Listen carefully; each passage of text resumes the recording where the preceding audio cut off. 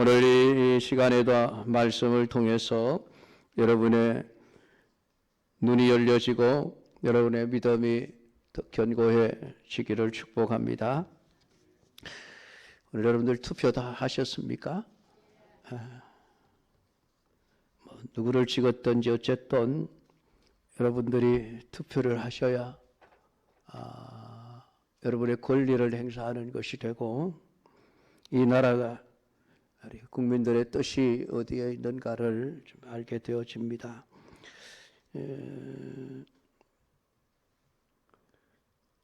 국회의원을 세운다는 것은 법을 세울 사람들을 세운다는 것입니다. 우리나라는 3권 분립 제도죠. 행정부와 입법부와 사법부가 서로 견제를 하며 서로 도우며 그렇게 나라를 이끌어 가도록 되어져 있습니다. 그 어느 한 부처가 독주를 하면 안 되죠. 그래서 독주를 못하도록 두 기관이 견제를 하도록 그렇게 되어져 있습니다. 그 국회는 법을 세워서 행정부와 사법부를 견제하고 대통령은 또 행정부는 대통령의 거부권이 있죠. 그 거부권 행사하는 게 나쁜 게 아니에요, 여러분. 정당한 권리입니다. 그래야 입법부를 견제를 하거든요. 근데 그걸 야당에서는 자꾸 나쁜 것으로 몰아가는데 민주주의 사회에서는 정당한 거예요. 권리예요. 사법부는 법의 잣대를 가지고 행정부든 사법부든 그 법을 바로 집행을 해야 나라가 바로 서게 되어져 있습니다. 안타깝게도 지난 정부 5년 동안 법을 엉망진창으로 만들어버렸어요. 악을 행하는 사람들을 수사를 할 수 없도록 금수완박법을 만들어버리고, 여러분 우리나라가 지난 정부 5년 동안에 마약 천지가 되어져 버렸습니다. 마약 수사를 제대로 할 수 없도록 만들어버렸거든요. 마약 청정국에서 어느 날 갑자기 마약 중간 유통의 최적지가 되어져 버렸습니다. 지금 마약에 중독된 아이들이, 청년들이 얼마나 많은지 몰라요. 법을 하나 잘못 세우면 그렇게 됩니다. 법을 제대로 집행 안 하면 그렇게 됩니다. 우리나라 지금 사법부도 다 지금 엉망이 되어 버렸죠. 세상에 죄가 있다고 판단을 해놓고 왜 마음대로 돌아다니도록 풀어놓는지를 모르겠습니다.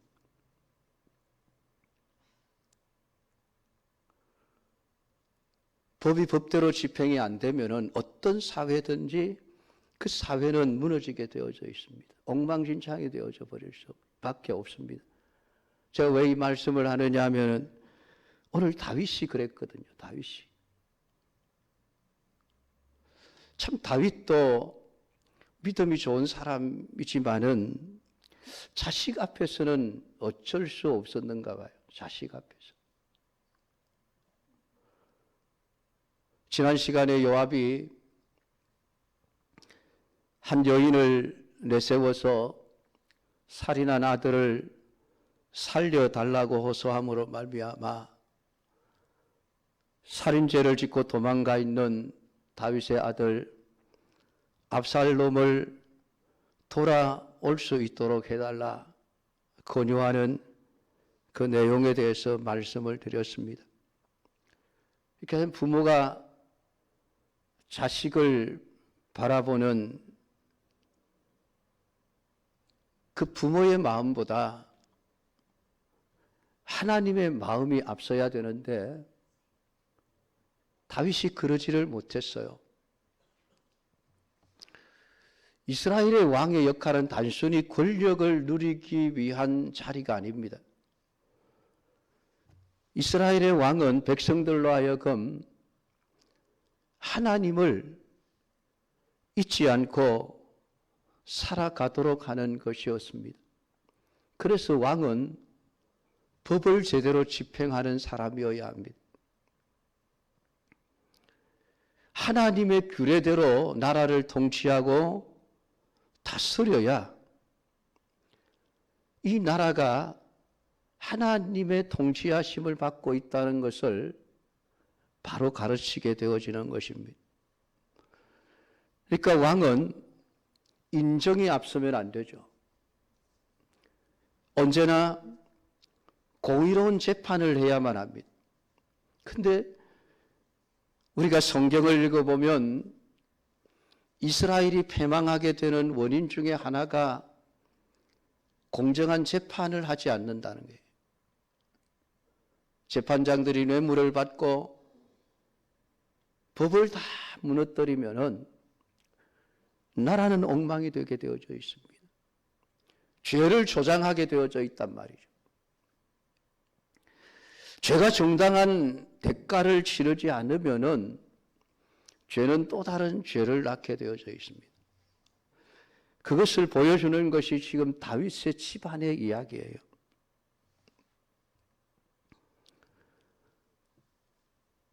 오늘 다윗은 암논과 압살롬에 대해서 내가 아버지다, 저 아이들이 내 자식이다라고 하는 것에 앞서서 하나님이 세우신 왕이라고 하는 이 왕의 직분, 왕이 해야 할 사명을 앞세웠어야만 합니다. 그런데 그러지를 못했습니다. 아들 암논과 압살롬을 대하는 태도 속에서 다윗은 하나님의 법을 집행하는 왕이 아니라 그냥 범부, 일반 부모들과 똑같은 모습을 보여주고 있는 것이죠. 그러니까 여러분, 권력의 자리에 앉는다는 것은 그 권력의 주는 혜택을 누리는 것도 있지만은 그 권력의 자리에서 져야 할 책임이 있는 거예요. 책임. 혜택만 누리고 책임을 지지 않으면은 얼마나 엉망이 되어져 버리는지를 다윗의 집안을 통해서 보여주고 있습니다. 그 아들 암논이 이복 누이 동생 다말을 성폭행했을 때에 다윗은 그 암논의 죄를 법으로 다스렸어야만 합니다. 그런데 그러지를 못했죠. 또 그 암논이 행한 일들에 앙심을 품고 암논을 죽인 압살롬에 대해서도 마찬가지입니다. 하나님의 법을 따라 공정한 재판을 해서 그 법에 대한 공의를 세워나갔어야 함에도 불구하고 다윗은 그러지를 못한 거예요. 왜요? 아들이니까. 자식이니까. 공의보다도 인간이 종이 앞서고 사랑이 더 앞선 거예요. 그러니까 암논이나 압살롬이나 악을 행하고 하나님 앞에서 죄를 지은 죄인이라는 생각으로 대한 것이 아니라 내 사랑하는 자식이라는 관계만을 가지고 대했던 것이죠. 결국 이 다윗을 찾아온 한 여인의 호소는 하나님의 마음은 다 그냥 팽개쳐버리고 인간적인 마음으로 세상을 살아가고자 하는 우리가 얼마나 잘못되어져 있는가 하는 것을 드러내는 것이었습니다. 그것은 여인을 보내서 압살롬의 문제를 해결하고자 했던 요압 역시 마찬가지였습니다. 다윗 역시 마찬가지입니다. 그 한 여인의 호소를 통해서 요압이 자기 아들 압살롬에 대해서 용서하고 받아들여 주기를 요청하고 있다는 것을 알고는 압살롬을 데려오라고 명령을 하게 되어집니다. 근데 여러분, 그 결과가 얼마나 고통스럽게 될지를 다윗이 미리 알았더라면은 절대로 그렇게 안 하죠. 우리가 하나님을 말할 때에 자꾸만 하나님의 한쪽 면만을 말하고 강조하면 안 됩니다. 하나님은 사랑과 자비의 하나님이시기도 하지만 동시에 공의를 행하시는 하나님이시라는 것을 잊지 말아야만 합니다. 성경은 항상 하나님의 공의와 하나님의 사랑이 두 가지가 같이 흘러가고 있어요. 그걸 어떻게 조화시켜내느냐라고 하는 것이죠. 근데 우리 사람들은 자꾸만 하나님의 공의는 무시해버리고 하나님의 사랑만 강조하는 경향이 있습니다. 물론 공의는 두렵죠. 그 사랑은 좋은 것이죠.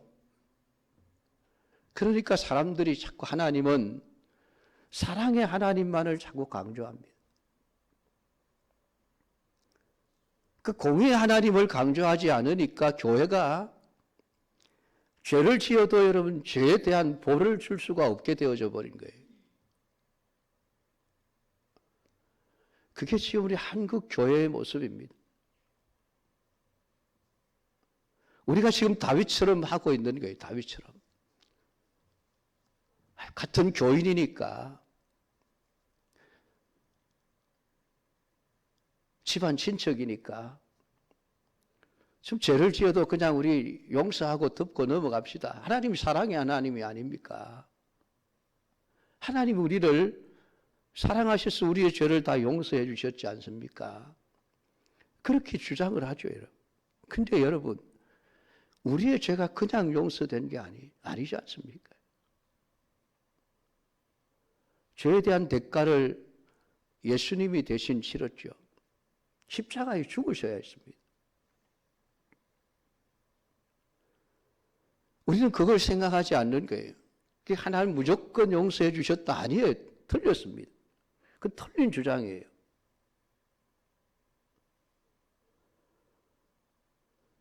죄의 대가를 하나님이 받으셨기 때문에 우리를 용서해 주시는 것이죠.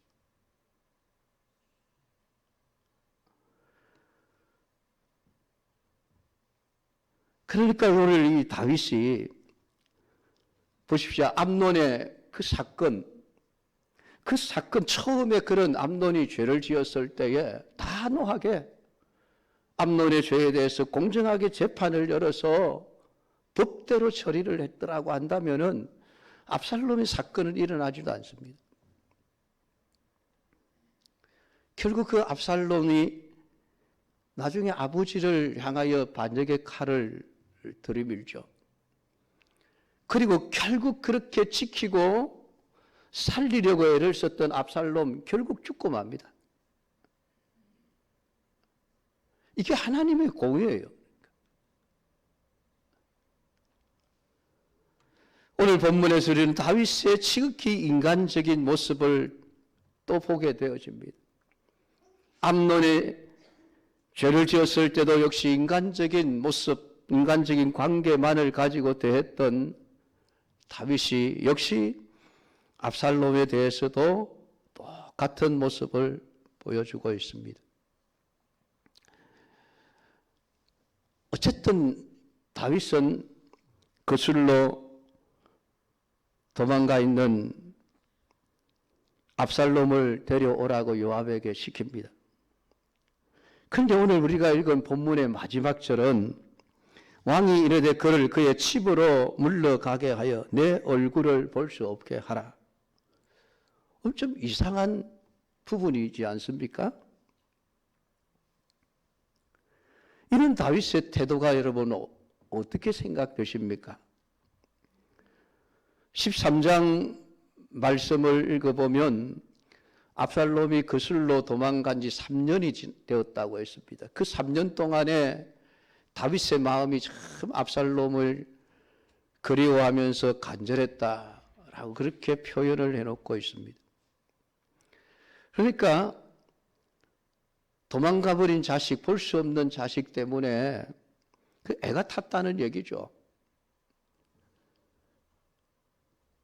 그렇게 지금 애가 타게 보고 싶어 했던 압살롬을 고국으로 불러오게 했으면은 아들이 왔을 때에 벗은 발로 뛰어나가서 반갑게 맞아 주어야 하지 않을까요? 그게 아버지가 보여주어야 할 내용 아닙니까? 그러니까 그런 생각을 가지고 압살롬을 데려오라고 했던 것이 아닙니까? 그런데 오늘 24절에 다윗이 압살롬에 대해서 보여주는 태도는 얼굴을 자신에게 보이지 않게 하라. 좀 심한 표현을 하면 꼴도 보기 싫으니까 데리고 오지 마라. 우리 나라에는 데려오고 집에는 데려오지만은 나는 그 얼굴 보고 싶지 않아. 그런 얘기죠. 보고 싶어서 그냥 아들을 그렇게 3년 동안 그리워하면서 돌아오게 했던 다윗의 마음은 무엇이고 막상 돌아온 압살롬을 보지 않겠다고 배척해버리는 다윗의 마음은 또 무엇일까요?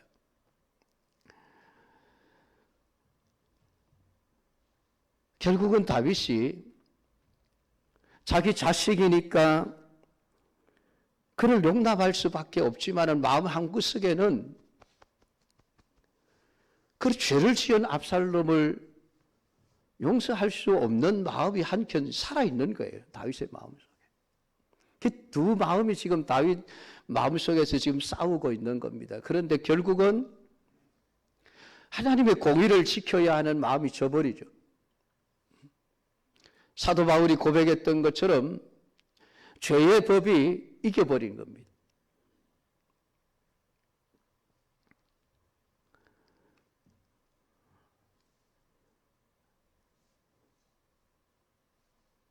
자식과 불의를 사이에 두고 다윗의 마음이 이러지도 못하고 저러지도 못하는 결단력이 없는, 어떻게 보면 좀 우유부단한 다윗의 모습이라고 할 수 있습니다만은 압살롬의 죄도 그냥 외면하지 못하고 그렇다고 해서 자식에 대한 그리움도 끊어버리지 못한 그렇게 어정쩡한 그런 인간의 모습을 보여주고 있습니다. 하나님이 무엇을 원하시는가를 알고 있지만은 그 행동으로는 하나님이 원하시는 바를 행하지 못하고 있다는 것이죠. 어쩌면 이 압살롬에 대해서 다윗이 단호하게 하나님의 말씀을 가지고 그의 죄를 단죄하지 못한 것은 이 압살롬이라고 하는 인물이 아주 뛰어난 인물이었기 때문이 아닐까 생각을 합니다. 어쩌면 다윗은 물론 솔로몬이 있습니다마는 어쩌면 솔로몬보다는 압살롬이 자신의 뒤를 이어서 왕이 되었으면 하는 그런 마음을 품고 있었을지도 모릅니다. 25절부터 쭉 말씀을 읽어보면 온 이스라엘 가운데 압살롬 같이 아름다움으로 크게 칭찬받는 자가 없었다. 표현이 여러분 발바닥부터 정수리까지 흠이 없습니다. 대단한 사람 아닙니까? 온 몸이 흠이 없는 아름다운 조각미남이라 그러죠. 조각미남 요즘 말로. 압살롬이 그러했다는 것입니다. 그 머리털이 무거움으로 머리숱이 얼마나 많았는지 연말마다 깎았고 그 머리털을 깎을 때 달아본 적 왕의 저울로 200세겔이었더라. 그리고 압살롬이 아들 셋과 딸 하나를 낳았는데 딸의 이름은 다말이라. 얼굴이 아름다운 여자더라. 이렇게 압살롬의 어머니가 굉장히 미인이었던가 봅니다. 그러니까 이 압살롬이 외모로는 굉장히 준수한 아주 뛰어난 인물이었던 것이죠. 더구나 머리도 비상한 사람이었습니다. 나중에 가면 백성들의 마음을 다 도둑질하기 위해서 아주 선한 사람인 척 가장을 하는 이런 모습들을 보이기도 하는데, 성경은 압살롬을 온 이스라엘 가운데서 가장 아름다운 사람이라고 표현을 하고 있습니다. 왜 성경이 갑자기 압살롬이 이런 외모에 관해서 기록을 내놓고 있을까요? 그것은 다윗이 왜 마음속에 갈등을 하고 있는가라고 하는 그 원인을 지금 제공하고 있는 것이 압살롬의 아름다움이었다는 것을 말하는 것이죠. 다윗이 압살롬을 보지 않겠다고 한 것은 다윗의 마음 한켠에는 압살롬이 지은 그 죄, 형 암논을 죽인 그 살인죄에 대해서 생각을 하고 있었다는 것을 보여주고 있는 것이죠. 그러니까 그 죄에 대해서 어떻게 해서든지 하나님의 법을 따라서 단죄를 해야 하는데 라는 생각을 하고 있었다는 것입니다. 그런데 그대로 행하지를 못하고 있는 것이죠. 그러니까 다윗의 마음속에서 지금 심한 갈등이 일어나고 있는 것이죠. 공의를 행할 것인가 그냥 부정으로 그냥 덮어줄 것인가라고 하는 문제죠. 결국 그 갈등의 원인 중에 하나가 압살롬의 외모의 뛰어남 때문이었다는 것입니다. 여러분, 부모의 입장에서 자식을 둔 부모의 가장 큰 기쁨과 행복이 무엇이겠습니까? 세상에서 뛰어난 인물이 나오는 것이죠. 내 자식이 남들보다 훨씬 훌륭한 인물이 되는 것, 그게 자기 자랑이죠. 아마 모든 부모들이 다 그럴 겁니다. 내 자식이 남의 자식들보다 훨씬 더 잘나고 똑똑하고 더 실력 있는 그런 자식이라고 그렇게 여기게 되어지죠. 만약에 압살롬이 뛰어나지도 않은 별 볼 일 없는 존재였다라고 한다면 어쩌면 압살롬에 대한 다윗의 마음은 달라졌을 수도 있습니다. 그러니까 뛰어난 자식을 둔 부모의 마음이 하나님의 말씀과의 얼마나 그 갈등을 하고 있는가라고 하는 것을 지금 보여주고 있는 것이죠. 근데 사실 우리가 하나님 앞에서 사람의 인물이 얼마나 뛰어나냐 하는 것은 아무런 의미가 없습니다. 왜냐하면 하나님은 외모를 보지 않고 중심을 보기 때문이라고 사무엘서를 통해서 분명히 말씀을 했습니다. 그러니까 다윗은 그 당사자 아닙니까? 당사자죠. 사울의 뒤를 이어 이스라엘의 왕을 세우실 때 하나님이 사무엘을 이새의 집으로 보내어서 이새의 아들 중에 내가 택한 자가 있다. 그러니까 사무엘이 가서 첫째 아들, 둘째 아들, 셋째 아들 다 보니까 정말 외모도 뛰어나고 멋지고 훌륭한 인물인 거예요. 그러니까 얼른 생각이 이 사람이 하나님이 택하신 왕이겠구나. 그렇게 생각했지만 하나님은 다 아니라는 것이죠. 그리고 다윗을 불러오라고 이야기를 합니다. 그러니까 아버지도 다윗을 별로 탐탁지 않게 생각하고 있었죠. 아이고, 그놈은 왕이 될 자격이 없는 사람인데요. 그저 양이나 치고 살았으면 딱 맞을 아들입니다.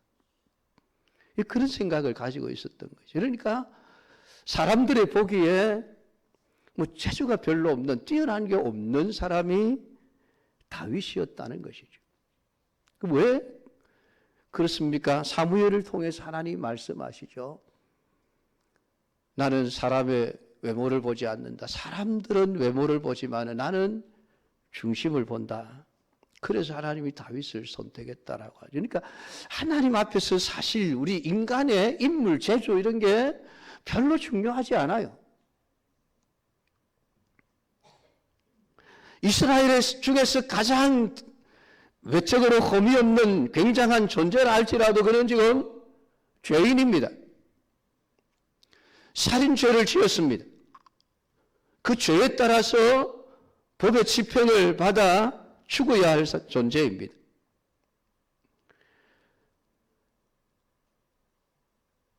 그러니까 지금 다윗의 마음은 하나님의 마음보다는 부모와 자식이라고 하는 그 인간관계의 정을 통해서 압살롬을 바라보고 있기에 결국은 하나님의 공의를 세우지 못하는 것입니다.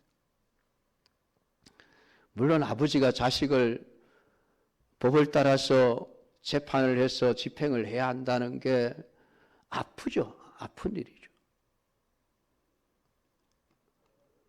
그렇지만 해야만 하는 일입니다. 왕이지 않습니까? 왕은 재판장이거든요. 재판을 지금 굽게 하고 있으니까 결국은 그 일이 얼마나 일파만파 자기의 집안을 풍비박산으로 만들어 가는지를 다윗은 결국 보게 되어집니다. 오늘 자식에 대한 우리의 마음이 다윗의 마음과 별반 다르지 않을 겁니다. 내 자식이 세상에서 뛰어난 인물이 되기를 바라지 않는 부모가 있겠습니까? 누구나 자식이 성공하기를 원하고 또 성공함으로써 행복한 삶을 살기를 바랍니다. 심지어는 자식이 잘 되고 난 이후에 부모를 버려도 내 자식은 이렇게 뛰어난 사람이다. 그것으로 위로를 받는 것이 부모죠. 그러면서 자식들이 잘못하는 것을 다 그냥 덮어버린, 어쨌든 사람들에게 알려지지 않고 감추려고 하는 이런 부모님들을 우리는 가끔씩 이렇게 TV 같은 데도 보게 되어지죠. 그러나 그것이 큰 잘못인 것은 결국 압살롬의 영혼을 염두에 주지 않는 것입니다. 신앙에 대해서 생각하지 않고 오직 자식의 성공만을 기원하는 이 다윗의 마음. 결국 그 마음이 아들 압살롬을 결국은 죽게 만드는 그런 길로 가게 만들어버리죠. 사랑하는 성도 여러분, 우리가 지금 하나님의 말씀에 대해서 들어왔습니다. 하나님의 백성으로서 신자로서 어떻게 사는 것이 옳은가를 사실 우리는 잘 알고 있습니다. 몰라서가 아니죠. 여러분, 한평생 교회를 다니고 설교를 들었으면은 다 알지 않습니까? 아이고, 우리 목사님 설교 저번에 몇 년 전에 했던 거 내가 들었더니 이거 내가 아는 내용인데, 그런 말씀들을 참 많이 합니다. 근데 중요한 것은 아는 게 아니라 말씀대로 안 사는 게 문제죠. 알기는 아는데 말씀대로 살지 못하는 것이 문제죠. 몰라서 못하는 것이 아니라 알면서도 가야 할 길로 가지 않는 것이 문제인 것입니다. 오늘 다윗을 통해서 하나님은 그것을 말씀을 합니다. 말씀이 아닌 인간의 적에 끌려서 살아가는 그러한 다윗의 모습, 우리 사람이라면 누구나 겪을 수 있는 고민이고 갈등입니다. 바울도 그런 갈등과 고민이 있었다고 고백을 하고 있습니다. 아마 우리 역시 어떤 일을 하면서 이건 하면 안 되는데, 이건 하나님의 말씀에 안 맞는데, 우리는 어쩌면 그런 양심의 가책을 느끼면서 말씀에 순종하지 않는 삶을 살아가는 그런 경우들이 아마 그런 경험들이 있을 겁니다. 마음에는 어리더래 육신이 약합니다. 이렇게 그런 핑계를 대면서 우리는 하나님의 말씀을 순종하지 못하는 삶을 합리화시켜 버리기까지 하죠. 여러분, 오늘 우리가 하나님의 말씀에 순종하는 삶보다는 끊임없이 인간의 어떤 그 중에 끌려가는 이러한 삶이 얼마나 잘못되는가라고 하는 것을 말씀을 통해서 분명하게 깨달아야만 해요. 그 길로 가지 않으려고 해야만 합니다. 선을 행하기를 원하지만은 내 속에 다른 법이 있어 나를 죄의 법 아래로 사로잡아 가는 것을 보면서 오늘 우리가 그렇기 때문에 더 예수님을 의지해야 되고 하나님 앞에 기도해야 되고, 하나님, 내가 하나님의 말씀에 순종하는 삶을 살아낼 수 있게 해달라고 하나님의 도우심을 우리가 날마다 구하면서 살아가야 하지 않겠습니까? 오늘 우리의 연약함을 인정하십시오. 그리고 하나님 앞에 여러분 기도하십시오. 우리는 다 다윗과 같은 삶을 살 수밖에 없는 자들입니다. 그렇기 때문에 언제나 하나님 앞에 하나님께서 나를 도우셔서 내가 이런 고민과 갈등을 해야 될 문제 앞에서 정말 아프지만은 하나님의 말씀을 지키는 길을 선택해 갈 수 있게 해달라고 여러분 우리가 하나님 앞에 도우심을 구해야 합니다. 그것이 연약한 우리가 할 수 있는 최선의 것이라고 하는 겁니다. 오늘 이 다윗의 그 가정에 일어나는 일련의 사건들을 보면서 오늘 내가 걸어가야 할 길이 어떤 것인가, 나는 어떤 태도를 취해야 될 것인가, 여러분들이 그 바른 길을 찾고 바른 길을 걸어갈 수 있는 우리 믿음의 사람들이 되기를 주님의 이름으로 축복합니다. 기도하겠습니다. 하나님 아버지, 오늘 이 저녁에도 우리가 다윗과 압살롬의 그 사건에 대한 말씀을 읽으면서 우리 인간이 얼마나 연약한 자인지 하나님의 말씀대로 행해야 함에도 불구하고 그것을 알고 있으면서도 하나님 말씀대로 행하지 못하고 인간의 정을 앞세우는 어리석은 존재들임을 다윗을 통해서 보게 되어집니다. 그렇게 믿음이 좋았던 다윗도 자식의 문제 앞에서 그냥 말씀보다는 인간의 정을 앞세우는 이러한 모습들을 보일 수밖에 없었습니다. 그렇게 우리가 연약한 자임을 고백하게 하시고 우리가 언제나 하나님의 말씀에 순종하는 삶을 앞세울 수 있는 자가 될 수 있도록 주여 우리에게 늘 은혜를 베풀어 주시고 성령이 우리를 가르쳐 우리로 하여금 결단하고 하나님 말씀에 순종하는 길로 걸어가게 하옵소서. 예수님의 이름으로 기도드리옵나이다. 아멘.